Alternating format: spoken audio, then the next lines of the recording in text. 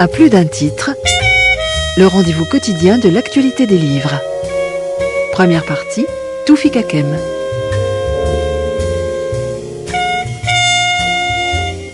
Chers amis, bonjour, ravi de vous retrouver en ce lundi de Pentecôte pour parler des livres, une première partie consacrée à la littérature, avec aujourd'hui le dernier roman de Kébir Mustafa Almi, édité par Gallimard, Mardoké. Et puis à 16h30, comme tous les jours, vous retrouverez Jacques Munier pour l'actualité des essais. Mais tout d'abord, littérature, récit, qui est donc ce Mardoké qui donne le titre au dernier roman de Kébir Mustafa Almi. Oh, c'est juste un illustre inconnu, mais c'est un inconnu qui a été au service d'un homme que tout le monde connaît, un homme dont la réputation de sainteté a été reconnue par tous, puisqu'il a été déclaré vénérable il y a tout juste 10 ans par le pape Jean-Paul II, puis bienheureux le 13 novembre 2005 par l'actuel pape Benoît XVI. Mardoké, ce juif marocain que personne ne connaît, a croisé le chemin de Charles de Foucault. Dans ce roman, parce que c'est un roman, dans ce roman étonnant, c'est la voix de Mardoké qu'on entend. Il est déjà vieux en cette fin du 19e siècle. Il raconte sa jeunesse à Mogador, aujourd'hui Essaouira au Maroc, ses voyages en France, puis en Algérie, mais surtout ses mésaventures à Alger et sa rencontre avec un certain Joseph Alman, dont il va être le guide au Maroc sans se rendre compte, qui rend service là à un acteur pour le moins ambigu de la colonisation. Joseph Alman, sans que cela soit clairement énoncé, n'est autre que Charles de Foucault, Kébir Mustafa Almi. Oui, il a pris ce nom-là pour pouvoir se livrer à sa mission, à la fois d'explorateur et d'espion au Maroc pendant 1 an. Déguisé en vieux juif, en vieux rabbin. Exactement, c'est d'ailleurs Mordechai, Mardoché, c'est lui qui va lui suggérer d'entrer au Maroc déguisé en vieux rabbin, parce que vous savez qu'à cette époque-là, les chrétiens n'avaient pas le droit d'entrer au Maroc. En revanche, les juifs le pouvaient. Donc c'est pour ça qu'ils ont choisi ce déguisement. Charles de Foucault, il était maître dans l'art de masquer ses sentiments et de dissimuler ses humeurs. On pouvait le côtoyer, n'avoir aucune idée de l'homme qu'il était vraiment.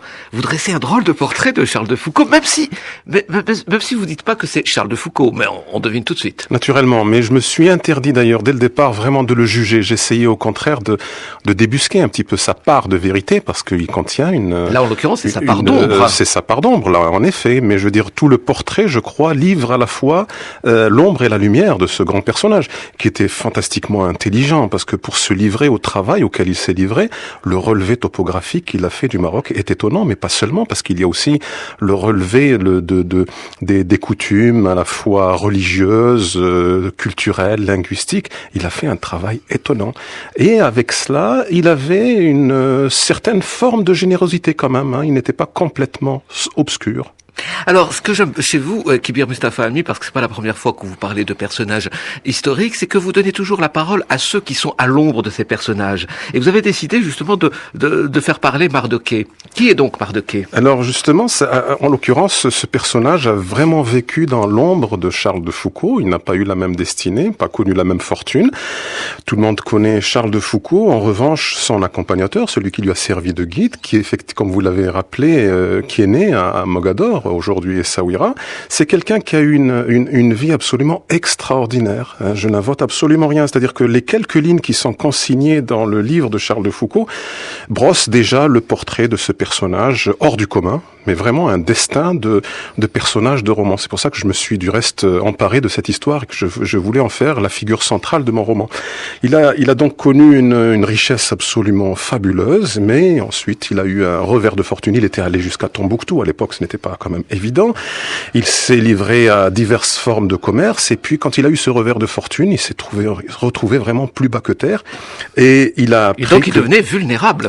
Complètement. Et puis là, il voulait absolument, on lui a suggéré de quitter le Maroc, d'aller en Algérie, puisqu'en Algérie, il y avait eu le fameux décret Crémieux qui donnait la citoyenneté française aux Juifs, et donc en tant que Juif du Maroc, il pouvait avoir cette citoyenneté. Il est allé en courant à Alger, sauf que les choses n'étaient pas aussi évidentes, parce que même en Algérie, les Français qui étaient installés là voulaient absolument, pour beaucoup d'entre eux en tout cas, l'abolition de ce décret. Donc il va connaître encore la misère, mais il va se retrouver sur la route d'un personnage, un jeune officier extrêmement brillant qui s'appelle Charles de Foucauld. Mais bien avant Kibir Mustafa Ami, quand vous décrivez la déchéance de Mardokhée à Alger, vous dites qu'il est vulnérable et déjà les Français vont essayer de l'utiliser pour espionner les Arabes.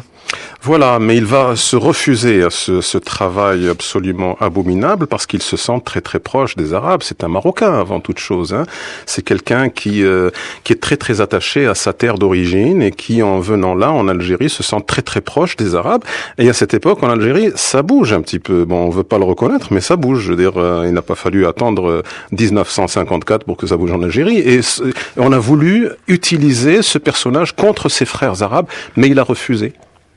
Alors, comment vous avez retrouvé toutes ces informations? Parce que ça reste un roman, Mardokhée, Kibir Mustafa Ami. Est-ce que, à partir de quelques lignes laissées ici et là, entre autres par Charles de Foucauld, vous avez imaginé le personnage? Ou est-ce que c'est un travail rigoureusement scientifique et historique? C'est-à-dire qu'il faut bien se dire une chose. Comme vous l'avez bien précisé, c'est un roman, naturellement. Donc, le romancier s'autorise absolument toutes les libertés de brosser ce personnage à sa manière. Ceci étant, il faut quand même que les grandes lignes de l'histoire soient rigoureusement respectées. C'est ce que j'ai fait, c'est-à-dire que je suis d'abord parti des quelques lignes que Charles de Foucauld a écrites sur ce guide, et ce sont des quelques lignes qui ne sont pas toujours extrêmement agréables à l'égard de Mardokhée. Ensuite, je suis allé fouiller un peu dans les bibliothèques, j'ai trouvé quelques lignes par-ci, quelques lignes par-là.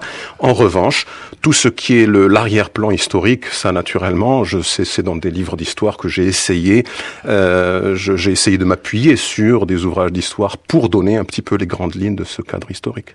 Donc une expédition se prépare. Mardokhée va accepter un drôle de contrat, c'est-à-dire accompagner un Français, un chrétien déguisé en juif dans ce pays qu'il connaît bien, puisque c'est son pays, le Maroc. Ça se passe comment? Alors ils vont se cacher à chaque fois, hein, ils vont absolument dissimuler. D'abord, comment ce deal va être signé à Alger, à la bibliothèque d'Alger? Oui, absolument. Alors il y a quelqu'un d'essentiel dans cette transaction, c'est Oscar McCarthy. C'est un personnage qui a existé en Algérie, qui du reste a été croqué par Fromentin dans son roman, sous les traits de Louis Vandel. Donc Oscar McCarthy a vraiment existé, il dirigeait la bibliothèque d'Alger. Et c'était un grand voyageur lui-même, extrêmement vieux, à l'époque où il rencontre à la fois ce Joseph Alleman, donc Charles de Foucauld et Mardokhée, et qui est là, et c'est lui qui est à l'origine de cette rencontre. Il dit à Joseph Alleman, enfin à Charles de Foucauld, j'ai votre homme, celui qui va vous accompagner au Maroc.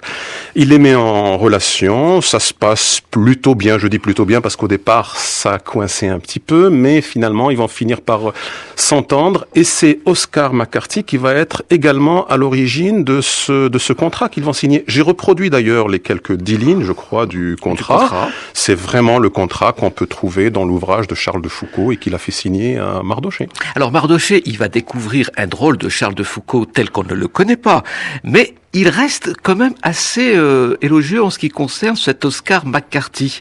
Il dit que l'homme est excellent, il n'a jamais essayé, comme on le laisse entendre, de me forcer la main ou de vouloir monnayer l'aide qu'il n'a eu de cesse de nous prodiguer. Bref, comme s'il n'était pas du tout au courant de ce qu'on pourrait appeler un complot, parce qu'il s'agit rien de moins que d'introduire un espion au Maroc en la personne de Charles de Foucauld. Alors là, j'ose croire, effectivement, je me dédouble un petit peu pour me faire l'avocat du diable et dire finalement que c'est ce que peut-être Mardokhée n'a pas bien vu chez Oscar McCarthy, parce que cet homme, tout en étant excellent et qui a toujours veillé à ce que Mardokhée et les siens puissent avoir de quoi manger, avoir une vie décente, une vie digne, je crois que quelque part, il ne lui aurait pas déplu de voir le Maroc, qui était le seul pays à cette époque de la rive sud de la Méditerranée à n'être pas encore occupé par une puissance étrangère, il ne lui aurait pas déplu de voir son pays, la France, occuper le Maroc. Et pour cela, il était prêt, je crois, à tout.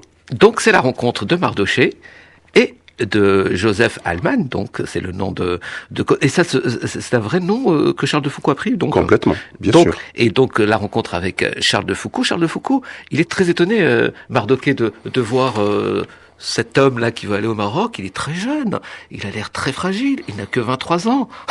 Oui, alors que il va se rendre compte à l'épreuve des faits qu'il est aguerri et qu'il est vraiment préparé pour cette exploration ô combien dangereuse. Alors, c'est quoi le plan qu'il avait à ce moment-là, Charles de Foucauld? Alors, il voulait rentrer, donc déjà le plan physique, si je puis dire. Il avait l'intention d'entrer par l'Al-Lamrnia, qui, pour ceux qui ne connaissent pas la géographie de cette région du monde, se situe à la frontière algéro-marocaine, qu'on appelle Marnia aujourd'hui. Mais finalement, en arrivant là, à cette frontière terrestre, Charles de Foucauld va changer de plan, parce qu'il a entendu dire que c'était extrêmement dangereux avec la présence, la proximité du Rif. Et il va complètement changer d'itinéraire, c'est-à-dire qu'il va reculer de quelques kilomètres pour aller à Razaouet, qui était autrefois à Nemours, en Algérie, pour prendre un bateau. Il y avait une navette qui faisait Nemours-Tanger en passant par Cadix. Donc il va rentrer par Tanger, finalement. Et il va, en principe, devoir rencontrer quelqu'un qui va lui servir de relais, qui appartenait au consulat de France à Tanger, et qui va lui permettre ensuite de rentrer plus avant dans le Maroc. Mais à ce moment-là, il va changer encore une fois d'itinéraire. Quelle est sa mission exactement? Alors sa mission, c'est tout simplement, il n'a qu'un désir, du reste il le dit très clairement lui-même, c'est qu'il aimerait offrir ce pays, donc le Maroc, à Jésus et à la France. C'est quand même un programme assez ambitieux, mais le bonhomme avait les moyens de ses ambitions. Quand on voit les risques qu'il a pris, des risques considérables pendant 1 an, c'est-à-dire que ce jeune homme de 26-27 ans, brillant officier de Saint-Cyr, qui veut se livrer à cette exploration, au départ, naturellement, il est un petit peu découragé, du reste par le même Oscar McCarthy, parce que la tâche est immense. Mais finalement, il ne va pas se laisser décourager. Il risque de se faire couper la tête à tout moment, parce que si on découvre, il y avait déjà eu des précédents, il y avait des Anglais, un Espagnol au moins, qui avaient déjà eu la tête coupée, ils avaient été découverts par les Marocains. Donc il prend des vrais risques. Il prend des vrais risques, parce que les chrétiens à cette époque-là n'étaient admis que sur le littoral. Par exemple à Tanger, il y avait un consulat de France, par exemple à Essaouira, Mogador, mais l'intérieur du Maroc était absolument interdit aux chrétiens. Donc ce sont des risques qu'il prenait qui étaient considérables. Et en voulant offrir le Maroc à Jésus et à la France, il va s'en donner les moyens, c'est-à-dire qu'il va se livrer à des relevés absolument extraordinaires, même linguistiques. C'est-à-dire qu'il va noter même les différences entre les différents idiomes, entre les différents parlers, c'est-à-dire les régions où on parle l'arabe classique, les régions où on parle plutôt un arabe dialectal, les régions où on ne parle où on parle les langues berbères, etc. Et puis les coutumes également, le mariage, la religion, c'est un travail fabuleux, et le tracé des routes, c'est-à-dire qu'il va relever même les lieux, par exemple, où il n'y a aucune route carrossable, il va noter la profondeur des rivières, il va noter la hauteur des collines et des montagnes. Donc c'est un travail fabuleux qui va servir tout de suite après à l'armée française. Et Donc France, un espion. C'est un espion, complètement, je ne le dis jamais, mais c'est un espion, bien évidemment, parce que là, moi, je suis naturellement dans le roman, j'essaye, comme je disais tout à l'heure, de débusquer vraiment la vérité humaine chez cet homme-là, essayer de voir qui est cet homme véritablement. Mais il va se livrer à un vrai travail d'espionnage, c'est un espion, et quand les deux personnages vont sillonner le Maroc, du reste, ils sont dans la peau de deux espions, n'est-ce pas, qui essayent de se cacher, de se dissimuler à tout moment, de pas laisser deviner un seul instant que l'un des deux personnages est chrétien. Alors, il y a aussi une définition du colonialisme français que vous donnez à travers cette histoire et à travers le cas de Charles de Foucauld, parce qu'on a l'impression que c'est un colonialisme d'ordre religieux. Il est plus économique ni politique. Mais vous voyez comment Charles de Foucauld, comme je vous disais, cette phrase qui est absolument essentielle, c'est vraiment le socle de son exploration, son travail d'espion, quand il dit « je voudrais offrir ce pays à Jésus et à la France ». Du reste, il met même Jésus avant la France. Donc c'est dire que son ambition est colossale, et il se place vraiment dans l'esprit de chrétienté. On va pas aller très loin, aussi loin que dire que c'est une nouvelle forme de croisade, mais il était pénétré par ce désir vraiment de faire en sorte que ce pays devienne chrétien. Il a quelques phrases qui sont dans le roman, dites comme ça à l'extérieur, en dehors du roman, ça risquerait de faire bondir beaucoup trop de gens, mais il n'avait pas des phrases toujours forcément tendres à l'égard de l'islam et des musulmans. Est-ce qu'il va changer au fur et à mesure qu'il va connaître et les juifs et les musulmans d'Afrique du Nord? Alors très honnêtement, au cours de cette année-là, je ne le pense pas. Beaucoup de gens m'apporteront sans doute la contradiction parce qu'on a voulu voir en Charles de Foucault quelqu'un qui, après ce voyage au Maroc, allait complètement changer, donc avoir la révélation du désert. Vous savez comment il a fini ensuite dans le sud de l'Algérie. Pour ma part, je ne pense pas, parce que quand on lit ce qu'il a fait au Maroc, au terme de cette année-là, vécu au Maroc, le personnage pense encore que les musulmans sont des fanatiques, que l'islam est une religion fanatique, etc. Il n'a pas forcément une vision très positive de l'islam des musulmans. Concernant les juifs, il a des jugements très sévères, à travers, justement, Mardochée. Donc, si Charles de Foucault change, si jamais il a pu changer, il faudrait voir si vraiment par la suite il a pu changer, c'est au-delà, c'est bien après cette année-là. Alors, quelles sont les relations qu'il va entretenir avec son guide Mardochée?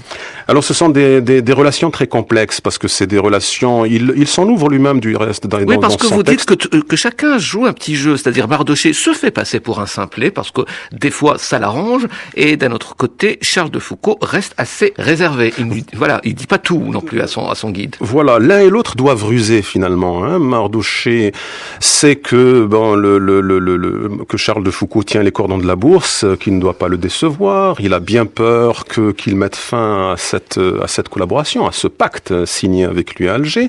De l'autre côté, Charles de Foucault aura toujours peur. Il le dit d'ailleurs dans son propre texte, Reconnaissance au Maroc. Et il avait quand même une crainte permanente que ce vieux juif, comme il disait, le laisse tomber au milieu du gué. Donc il avait cette crainte. Donc l'un et l'autre étaient obligés de ruser. Chacun se livrait à un jeu très très complexe. Ils étaient à la fois amis quand ça les arrangeait, mais c'était de terribles ennemis en se cachant, en dissimulant tous les stratagèmes que l'un et l'autre faisaient pour avoir raison de l'autre. Comment êtes-vous arrivé à cette histoire, Kébir Mustafa Hami? Je suis tombé il y a un jour, il y a déjà quelques années, sur ce texte de Charles de Foucault qui fait donc cette exploration, cet espionnage au Maroc. Et puis j'ai trouvé ça absolument fascinant. Je tombais des nues parce que j'étais loin de me douter que ce personnage de l'Église aujourd'hui, puisque comme vous l'avez bien rappelé, il a été fait vénérable et puis bienheureux il n'y a pas longtemps par le Vatican. Et j'étais très très surpris d'apprendre qu'il avait eu ce passé absolument extraordinaire au Maroc. Et j'ai voulu en savoir plus. Voilà, j'ai commencé à lire et puis en découvrant dans son ombre ce personnage Mardochée auquel personne n'avait vraiment consacré un texte important, je me suis dit que c'était une histoire absolument fabuleuse et qu'il y avait encore des résonances, des échos encore jusqu'à aujourd'hui. Quand vous avez présenté ce roman à Gallimard, c'était quoi les premières réactions des lecteurs? Parce que on est très étonnés de retrouver Charles de Foucault dans cette posture-là, telle que vous le présentez dans ce roman Kébir Mustafa Hami. Oui, ça a surpris plein de monde et très très positivement. J'étais très heureux que les lecteurs chez Gallimard et mon éditeur principalement réagissent de cette manière-là, en me disant que en plus dans cette histoire comme ça inattendue, que je réussissais à donner une humanité à ces deux personnages, puis à tous les personnages qui gravitaient autour d'eux. Donc ça, c'est quelque chose qui vous fait bien plaisir. C'est votre dernier roman, Kébir Mustafa Hami, Mardochée, donc édité dans la collection blanche de Gallimard. Vous mettez donc en scène une fois de plus des personnages historiques, ceux que tout le monde connaît. Ici, il s'agit de l'illustre Charles de Foucault, déguisé en rabbin juif pour explorer le Maroc, alors interdit aux chrétiens, et ceux qui ne sortent pas de l'ombre, qui n'en sont pas sortis de l'ombre, comme son guide, Mardochée, juif de Mogador. Alors vous-même, Kébir Mustafa Hami, vous êtes morcelé entre plusieurs appartenances culturelles. Vous êtes un enfant des frontières, tout à la fois algérien et marocain. Vous avez vécu la fin des guerres de colonisation, et vous avez été aussi confronté au choix, c'est-à-dire on vous a demandé de choisir, êtes-vous plutôt algérien ou marocain quand les deux pays se faisaient la guerre. Vous avez choisi l'exil et vous dites que j'ai choisi comme patrie les lettres. Oui, l'écriture, effectivement. Et la langue française, donc. Et la langue française, c'est vrai. Parce que c'était la langue dans laquelle j'ai découvert vraiment la littérature. Les œuvres à la fois écrites en français, puis les grandes œuvres traduites étaient essentiellement traduites en français et non pas en arabe. Donc la langue française est devenue ma langue à la fois de lecture et langue d'écriture. Et cette patrie qu'est la littérature finalement une très très belle patrie. Je m'y sens bien. Vous vivez où maintenant, Kébir Mustafa Halmi? Alors je viens de rentrer des États-Unis et je reviens encore en France. Maintenant, je vais être de nouveau en France. Donc vous vivez entre les États-Unis et la France Voilà, depuis quelques années. C'est ça. Quel regard portez-vous sur ce qui se passe au Maroc, en Algérie, depuis le printemps arabe? Le printemps arabe, c'est une très très belle nouvelle. C'est un très très beau printemps. Vous avez vu que même les 16 ans finalement se sont mises de concert pour célébrer aussi un beau ciel à Paris, sauf aujourd'hui peut-être, hein. Ouais. Mais une belle lumière. Je crois que tout s'est mis au diapason de cette belle nouvelle. C'est une chose absolument fabuleuse. J'ai eu l'occasion de le dire à plusieurs occasions, c'est-à-dire qu'on croyait que les Arabes étaient condamnés à être humiliés. Puis là, c'est une belle chose.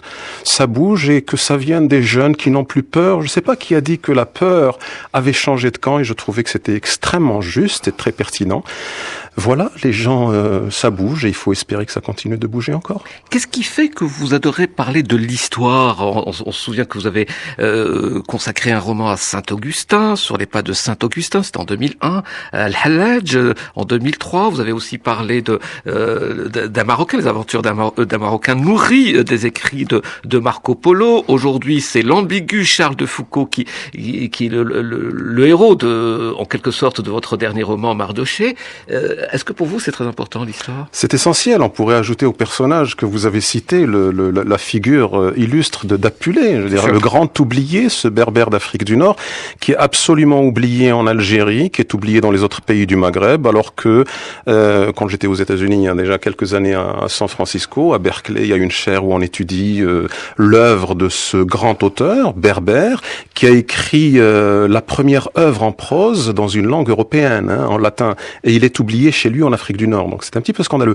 C'est finalement pour tout ça que j'essaye de revisiter un peu ces personnages de l'histoire avec une grande H, comme disait le regretté Pérec, hein.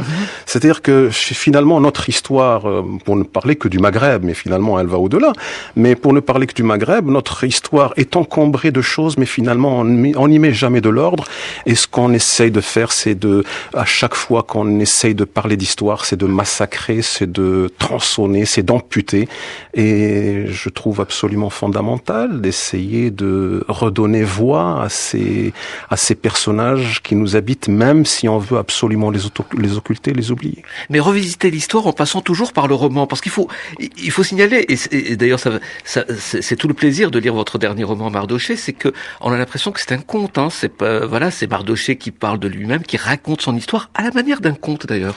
Oui, et puis il fallait absolument donner, à la fois une épaisseur humaine, hein, à Mardochée, et en même temps en faire en sorte que Mardochée soit quelqu'un de présent, qu'il soit là comme s'il était assis avec nous autour de cette table, n'est-ce pas?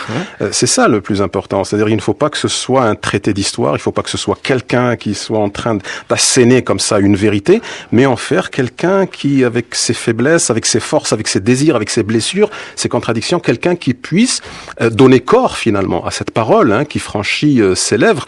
Et c'est ce personnage, l'histoire revisitée de cette manière-là me semble, en tout cas pour moi, romancier, le meilleur moyen d'interroger notre mémoire et d'interroger finalement, au-delà de cela, notre propre présence au monde, notre rapport aux autres et pas simplement à soi. Parce que c'est ça l'enjeu finalement. C'est de se dire qui sommes-nous et qui sont les autres? Qu'est-ce que nous faisons ici? Est-ce que l'histoire de Mardochée est connue j'allais dire au Maroc, à Mogador ou ailleurs, même en Algérie, puisqu'il a beaucoup vécu à Alger?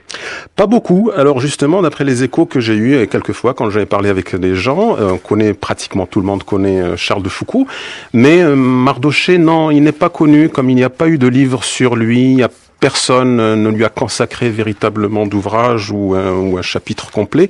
On ne le connaît pas, donc c'est pour ça aussi que c'était important de lui donner voix. Et aussi pour parler de l'histoire des Juifs marocains. Bien évidemment, surtout qu'il y a en ce moment du reste au Maroc un débat sur la judéité au Maroc, et c'est un débat important. Comment il se présente ce débat? Écoutez, j'en ai eu juste des échos parce que j'étais pas au Maroc, mais ce sont des amis qui m'en ont parlé. Je trouve que c'est une très très belle initiative, parce que on pose sur la place, voilà, le problème de la judéité, de l'identité des identités juives et berbères au Maroc. Et je trouve que c'est fantastique. Kébir Mustafa Halmi, vous êtes donc né dans une culture berbéro-arabe, on peut le dire. Vous écrivez en français, vous enseignez en anglais. Quelle est la langue qui vous inspire? Ben, je crois que finalement, il y a une langue sous toutes les autres langues, hein. La langue du créateur, finalement, elle est ni française, ni berbère, ni arabe, ni chinoise, ni anglaise.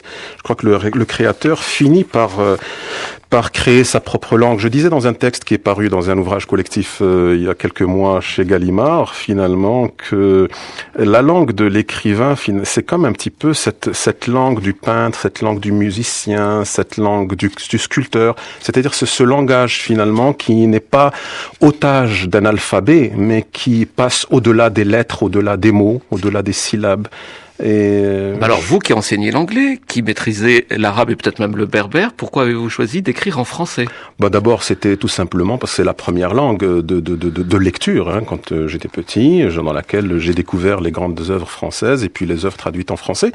Et puis, chemin faisant, c'est devenu ensuite la langue avec laquelle j'avais la plus grande proximité, dans la langue dans laquelle je pouvais m'exprimer en maîtrisant les subtilités, les nuances. Donc, chose que je n'ai cette intimité avec aucune autre langue. Kébir Mustafa Ami pour Mardochée, c'est édité chez Gallimard dans la collection blanche. Je vous remercie beaucoup d'être venu nous en parler. Merci. Dans un instant, la deuxième partie consacrée à l'actualité des essais avec Jacques Munier.